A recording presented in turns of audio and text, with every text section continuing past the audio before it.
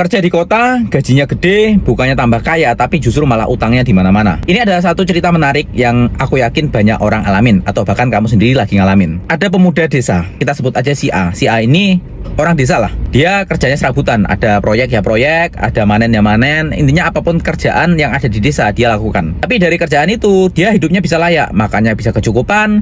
Dia bisa punya motor meskipun sederhana, jenis Beat dan sebagainya.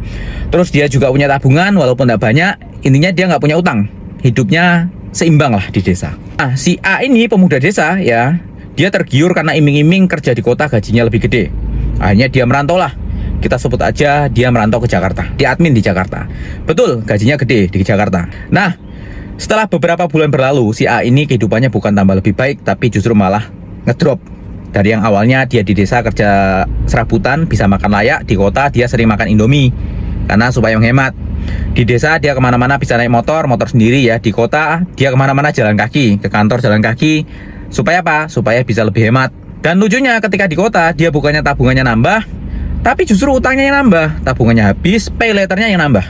Kamu ngalamin ya? Kan banyak nih sekarang yang kejadian kayak gitu. Di desa hidupnya layak, ketika sudah ke kota gajinya lebih gede kok malah utangnya yang nambah, hidupnya ngedrop. Kira-kira menurutmu apa sih sebabnya ya? Jadi kan fenomena ini lucu nih. Anak desa, di desa dia kerja serabutan, gajinya nggak lebih gede, tapi dia punya motor, dia punya tabungan, hidupnya layak.